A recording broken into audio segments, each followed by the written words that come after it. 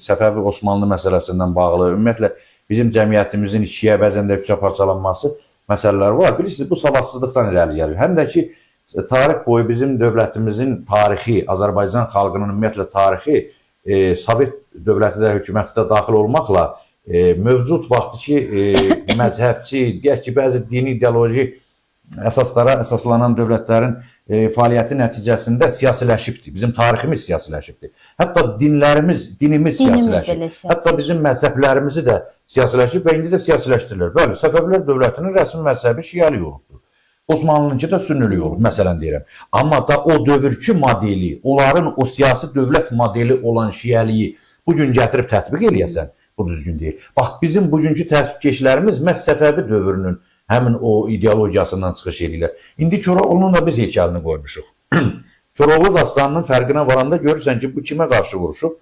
Türk Osmanlı paşalarına, Xodkarlara qarşı, paşalara Erzurum səfəri filan səfəri. Onda Türkiyədə bizlə dalaşsın ki, sən niyə Koroğlunun heykəl? Yəni, bunu işğal kimi də təqdim edir. Təbii ki, bilirsiniz mi, tarixə tarix kimi baxmaq lazımdır. Yəni, bizim bu adamlara mən biraz da xətrinə dəysələr də, yəni belə savadsız, sadəlöv mi deyim və yaxud da ki, bəzi adamlar da qəsdən ola bilsin ki, təxribat yönümlü o məsələləri qaldırırlar. Onun özü də bilir ki, Cənab Erdoğan onu tutaq ki, öz tarixidir, tarixindən fəxr edir və dedi ki, bu Kürdün, Ərəbin, Türkün bircə qələbəsidir. Bu faktdır, həqiqətdir, bəyəm qələbə deyildi ki. Yox, hələ bir başqa məsələlər qoyaq qırağı.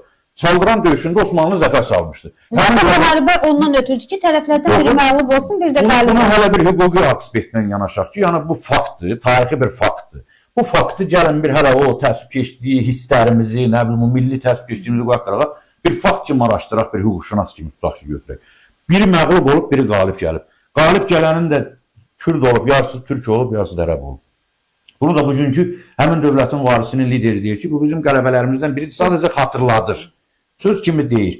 İndi bunu burada əsas götürürlər ki, yox, bu deyənlər nə demək istəyir, mən onun başına, nə demək, qələbə olmayıb deyirlər, yoxsa nə olubdur? Bu həqiqəti dilə gətirir də, demir ki, yaxşı elədik, nə bilim, bir-birini yaxşı oldu, qırdılar, kan töküldü, Türk-Türkə qarşı döyüşdü. Bu mənada demir ki, bu sadəcə daxili auditoriya hesablamış siz dediyiniz kimi, yəni bu siyasi bir çıxışdır. Bu siyasəti gətirib tarixə zalamaq lazım deyil. Tarixdə 100 dəfə Osmanlı Səfəviyə qalib gəlibsə, bəlkə 150 dəfə də Səfəvi Osmanlıya qalib gəlib. Məsələn, bugün mən sosial şəbəkələrdə həm ilahiyyatçı kimi, həm bir mötədil, obyektiv bir analitik kimi mən onları analiz edirəm. Məsələlərə ki, tam obyektiv yanaşım.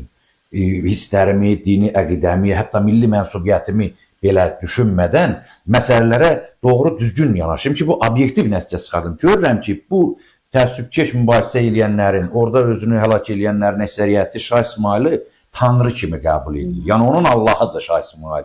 Allaha da təbii ki, bir güldən Allaha məğlubiyyət şamil etmir olması.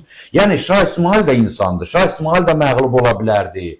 İndi o öz dövrü üçün ilahiləşdirilmiş şəxs olub. Ona görə bayaq dedim ki, qəhrəmanlarından biri də çalışdıq ona belə. Yox, əvvəldən o cür götürülüb də, indi onların dövründə elə olubdur. İndi o Fars şubiyyəsi o ideologiyanı gətiribdir, bu Səfəviləri bu cür daha sonra ondan istifadə edir. Təbii ki, bugün də istifadə olunur. Bugünkü indi bu cənub qonşumuzun da ideoloji dövlət əsaslarında o Səfəvilərin qurduğundan çox əhəmiyyətli hesab olunur və istifadə olunur. Şah İsmail də məfəxir edir. Belə siyasət xatirinə. İndi yaxşı, buradan gələndə biz də bəli, şair kimi, tarixi şəxsiyyətimiz kimi Şah İsmail Xətaini qəbul edirik. Bu da artıq Sovet dövründə və ondan əvvəlki dövrlərdə formalaşmış. Baxmayaraq ki, Nadir Şah ondan daha əhəmiyyətli də daha böyük şahdır. Azərbaycanın coğrafi ərazisindən söhbət gedirsə, Nadir Şaha çata bilməz ki, Şah İsmail. Şah İsmail Azərbaycanın coğrafi cəhətdən birləşdirə bilər. Amma ideoloji cəhətdən elə parçalayıb ki, onu heç fələkdə birləşdirəmir.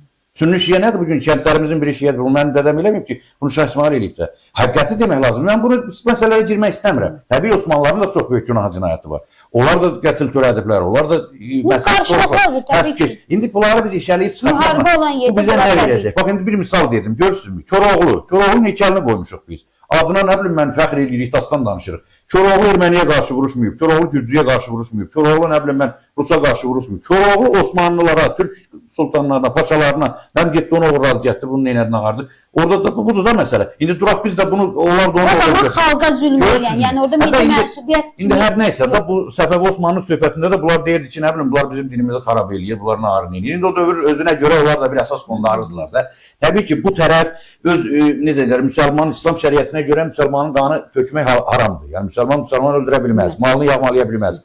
Bu məzhəblər niyə bölünürdü Osmanlı Səfəvi dövründə? Bunlar bir-birinin qanuna töyməkdən ötürü şəriət cəhətindən legallaşdırmaq, onun üçün hüquqi bir əsas qondarmaq, onun üçün biri o birinə kafir hökmü verirdi. Sünni deyirdi, şialardır, bunlar kafirdir, bunlar da deyirdi, o birilər kafirdir. Və nəticədə nədir? Kafirin də qanı halaldır. Durun, getdik müharibəyə. Axı deyilsə ki, ikimiz də müsəlmanıq, onda müştəhid deyəcəkdi, müfti fətva verəcəkdi ki, o da müsəlmandır, biz də olmaz. Ona görə bölürdülər bu məzhəbləri ki, bu sünnüdür, bu şiədir. Osmanlılar da hücuma gəlmək üçün Səlim də nə qədər əziyyət çəkib bu müftiləri yığıb ki, fətva versinlər da ki, bunlara döyüşməyə görə. Və eyni zamanda Səfəvilər də bunlara qarşı ki, bax, bu şeyləri ümumiyyətlə mən deyirəm ki, gündəmə gətirməyin özü düzgün deyil. Siyasətçilər işlədə bilər o sözü. İndi o siyasətçidir də, o deyə bilər. Təbii ki, Azərbaycanla Türkiyə qardaşdır, həm biz tarixi cəhətdən, həm digər məsələlərdən, amma səhvlərimizi də etiraf eləməliyik. Bəli, bizim şahımız hesab olunursa, Şah İsmail o da böyük səhv idi. Nə olar ki, Şah İsmail məsum imam peyğəmbər deyil ki, Allah kimi qəbul edənlərə sözüm yoxdur. Kimsə Allah'adır, bəlkə Şah İsmail 13-cü imamdır, Allah tala sahir, onu mən deyənmərəm, o bizim yerinə nəvə qədər. Təbii ki, Sultan Səlimin də qələbədən sonra bəzi... Amma Azərbaycanda yəni tarixi şəxsiyyətləri də mühakimə eləmək, onu da bir səhvlərini, günahlarını demək, bu obyektiv tarixçi üçün, obyektiv vətəndaş üçün bu təbiidir. Özü də elə tənqidlərdən nəticə çıxartmaq effekt verir. Bu yaxşı şeydir. Yəni adamı tənqid edirlər, səhvini göstərirlər, o səhvdən nəticə çıxartırsan. İndi bu gün Şah İsmail'i güc-bə-güc necə deyirlər, tərifləyənlər, onun obyektiv, yox, subyektiv şəkildə tərəfini saxlayanlar əslində elə istəyirlər ki, elə onun yürütdüyü əqidəni bugün meydana gətirsinlər. Onda nə olacaq? Buyurun. Buyurun, gəlib harada nə bilim kim Əliyən Vəliyullah demə vur boynunu. Onda buyur da, onda bu deməkdir, yaxşı. Amma mən deyirəm ki, şair kimi, bizim tarixi şəxsiyyətimiz kimi, indi bu tarixə düşmüş bir simvolik öz günahlarınla, səhvlərinlə, özü demiş xətalarınla və fəzilətli işlərinin, yaxşı əməllərindən bizim şahımızdır. Tarixdə yaşayan tarixi şəxsiyyətimizdir. Bunu bəlkə də bir başqası bizə qarşı təhqir eləsə, biz durub ondan savaşarıq. Bizə kimsə mənim tarixi şəxsiyyətimə Şah İsmail dil uzadırsan. Amma biz öz içimizdə bunu, səhvini düzünü deməliyik də. Yoxsa mən deyim ki, Şah İsmail Allah'dır, onlar da desin ki, Sultan Səlim Allah'dır. Gəl elə bir-birimizi qıraq burada. Və sonda bir nəticəyi də var. Bu nədir? Bunu nə din demir, nə tarix demir, nə bizim bugünkü reallığımız bunu demir. Durublar buradakı, nədir, kişi orada bir kəlmə söz deyib ki, Çaldıran müharibəsində belə oldu da. Səhv deyib ya.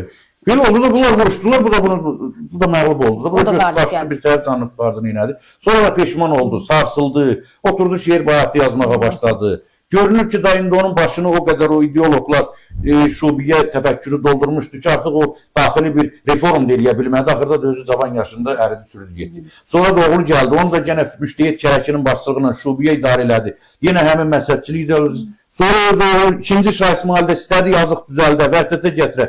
Osmanlı Səfəvi qırğınını, məzhəb məsələsinin aradan götür, onda zəhəri göndərdi. Buyurun.